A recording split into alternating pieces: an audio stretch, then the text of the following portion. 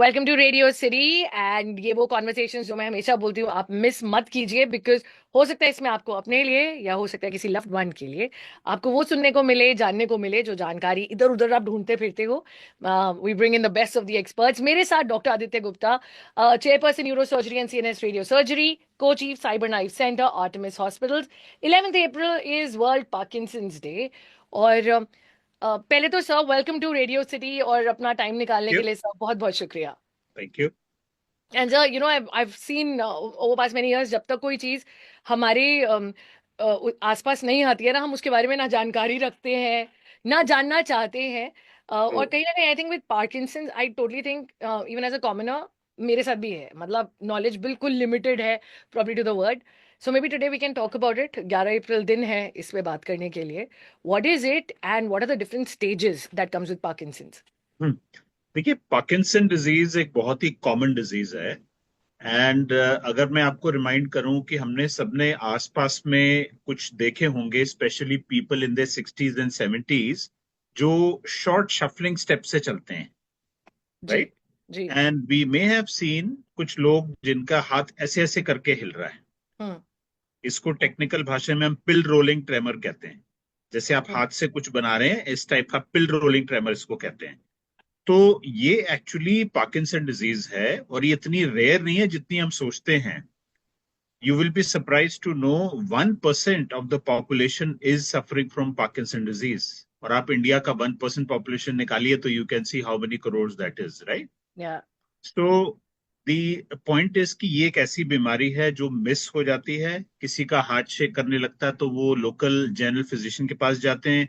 General physician उनको बताता है जी शायद ये ओल्ड एज वाला ट्रेमर है।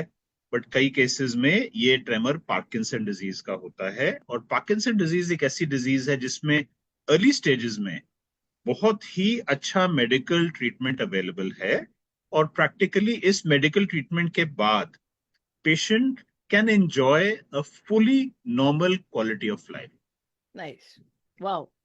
So, जो टिपिकल प्रॉब्लम पार्किंसन डिजीज के पेशेंट्स में दिखाई देती है, एक तो मैंने आपको हाथ शेक करना बताया, उनकी चलने का बहुत शॉर्ट स्टेप्स, फटाफट फटाफट शॉर्ट स्टेप से चलते हैं, जी। आपने देखे होंगे जी। ऐसे लोग। जी। उसके अलावा मूवमेंट्स की स्पीड बहुत कम हो जाती है। तो लोग जो आमतौर पे they can get ready wear their clothes in 5 minutes, तो पता चल रहा है कि जिनको पूरे 15 मिनट लग रहे हैं कपड़े पहनने में, उनको खाना हम्म। खाने में 10 मिनट पूरे लग रहे हैं, जो कि पहले 5 मिनट में खा लेते थे वो, जी। You know. जी। So that is the other thing. So ये फीचर हमें सबको अवेयर रहना है कि अगर हम आसपास देखते हैं या अपने पेरेंट्स को या एल्डरली किसी भी रिलेटिव को देखते हैं, वी शुड एडवाइस कि आप एक अच्छे न्यूरो फिजिशियन, न्यूरो सर्जन के पास जाइए और इवेल्युएट कराइए कहीं आपको पार्किंसन डिजीज तो नहीं है।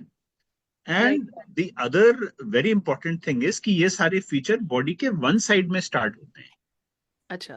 तो अगर किसी को एजिंग का ट्रेमर है कि हाथ एजिंग की वजह से हिल रहे हैं, तो हम्म। एजिंग तो बॉडी में दोनों साइड होगी।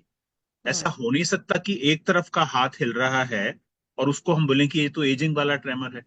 हम्म। सो ये कुछ कॉमन सेंस की बातें हैं जो हम सबको अवेयर रहनी है पार्किंसन डिजीज के बारे में। Hmm. Now, coming to your question कि इसकी स्टेजेस क्या हैं। जी। तो देखिए, अर्ली स्टेजेस में ये फीचर आते हैं, और टिपिकली ऐसे पेशेंट्स किसी न्यूरोलॉजिस्ट या न्यूरोसर्जन को दिखाते हैं, और इनको मेडिसिन स्टार्ट कर दी जाती हैं, लाइक सिंडोपाइन, pramipexole, and there are so many other medicine. तो उन मेडिसिन से प्रैक्टिकली इनका ट्रेमर खत्म हो जाता है, मूवमेंट्स नॉर्मल हो जाती है, स्पीड नॉर्मल हो जाती है, and they can actually, nobody will be able to make out कि ये इनको कोई पार्किंसन डिजीज है।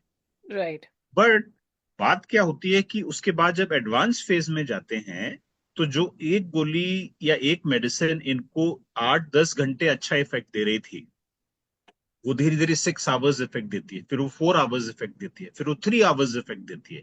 जब हम इस पॉइंट पे हिट करते हैं, तो पेशेंट को वो दवाई दिन में 4 बार 5 बार लेनी पड़ती है, और हम्म। वो उनकी क्वालिटी ऑफ लाइफ में इंटरफेयर करती है, बिकॉज उनका मोटर फंक्शन स्मूथ नहीं रहता। बीच राइट। में वो स्टेप हो जाएंगे, उनके ट्रेमर वापस शुरू हो जाएंगे। कोई अगर मीटिंग में बैठा है, सडनली उसके ट्रेमर स्टार्ट हो जाते हैं बीच में, या वो पूरी अच्छे से मूवमेंट नहीं कर पा रहा है, तो उनके लिए बहुत ही डेबिलिटेटिंग है। राइट। सो राइट। एडवांस पार्किंसन डिजीज में पेशेंट की क्वालिटी ऑफ लाइफ इंपैक्ट हो जाती है। और हमें बियॉन्ड मेडिसिन कोई ना कोई ट्रीटमेंट को ढूंढने की जरूरत पड़ती है। राइट सर, बियॉन्ड मेडिसिन की जब बात की है sir, if we can talk about the treatment also, जो डेवलपमेंट हुई है ट्रीटमेंट्स में। सो एडवांस पार्किंसन डिजीज में भी पिछले 20 इयर्स में बहुत अच्छी डेवलपमेंट हुई है। उसको मैं रफली दो पार्ट्स में बताऊंगा। फर्स्ट पार्ट है कि जो डोपामीन की कमी है, जो पार्किंसन डिजीज का बेसिक रीजन है, ब्रेन का एक पार्ट जो डोपामीन बनाता है, वो पार्ट डिजेनरेट कर जाता है इन पेशेंट्स में जिनको पार्किंसन डिजीज है। राइट। तो इन पेशेंट्स में डोपामीन की कमी को पूरी करने के लिए जो ये दवाइयां अभी मैंने बताई, Syndopa and all these other medicine, इनको एक अलग रूट से हम दे सकते हैं। फॉर एग्जाम्पल, हम डायरेक्टली ट्यूब डाल के लिवोडोपा को इंटेस्टाइन में डायरेक्टली दे सकते हैं, जिससे ज्यादा एफिशिएंटली एब्जॉर्ब होती है। फिर एक एपोमॉर्फिन करके दवाई है, जिसका एक पंप है जो सीधे वेन में उस दवाई को डिलीवर करता रहता है। ये दवाइयां हैं जो कुछ एडवांस पार्किंसन डिजीज में कुछ टाइम तक ये भी रिलीफ प्रोवाइड करती हैं, एक्स्ट्रा अबव द रिलीफ जो कि आपको ओरल मेडिसिन से मिल सकता है। राइट। But right. जो रियल गेम चेंजर आया है पार्किंसन डिजीज के लिए, पिछले 20 इयर्स में बहुत पॉपुलर हुआ है, this is pacemaker operation for the brain, right. जिसको हम कहते हैं डीप ब्रेन स्टिमुलेशन। नाउ इसमें इंटरेस्टिंग बात क्या है, ब्रेन ऑपरेशन की बात सुनते ही लगता है कि जी मेरा तो पूरा ब्रेन ओपन होने वाला है या कुछ होने वाला है। इसमें ऐसा कुछ भी नहीं है। There is a pacemaker, जैसे आपने कार्डियक पेस मेकर देखा होगा, कॉलर बोन के नीचे छोटा सा पेस मेकर लगा रहता है, और दो वायर्स, इस केस में दो वायर्स ब्रेन के अंदर जाती हैं। तो ब्रेन के लिए हमें सिर्फ इतना करना है कि we have to just make two holes in the skull and put the wire inside into a particular part of the brain. और अमेजिंग बात यह है कि ये सर्जरी बहुत ही सेफ है। दूसरी अमेजिंग बात यह है कि इस सर्जरी के पार्ट में पेशेंट अवेक रहते हैं और हमारे साथ कोऑपरेट करते हैं। हम उनको वाओ। मूवमेंट्स करने को कहते हैं और वो awake while doing the surgery, they show us those movements and we can जज कि हमें वो जो लीड या इलेक्ट्रोड वायर किस पॉइंट पे छोड़नी है। डीप ब्रेन स्टिमुलेशन एक ऐसी सर्जरी है जो कि बहुत ही मिनिमली इन्वेजिव है और जिसके रिजल्ट बहुत ही बढ़िया हैं। और इसके बाद पेशेंट को प्रैक्टिकली अपनी नॉर्मल क्वालिटी ऑफ लाइफ वापस मिल जाती है। Fantastic sir, thank you so much. I these questions, but मैं चाहूंगी, क्योंकि मैंने आज शायद पहली बार ही इतनी सिंपल सरल तरीके से पार्किंसंस के बारे में जाना है। If I can just ask some basic tips that you want to give to everybody जो आपको सुनेंगे देखेंगे, सम थिंग्स दैट देखिए, we should remember. Basic basic tips ये हैं, कोई नया सिम्टम आता है उसको इग्नोर मत करिए, अज्यूम मत करिए।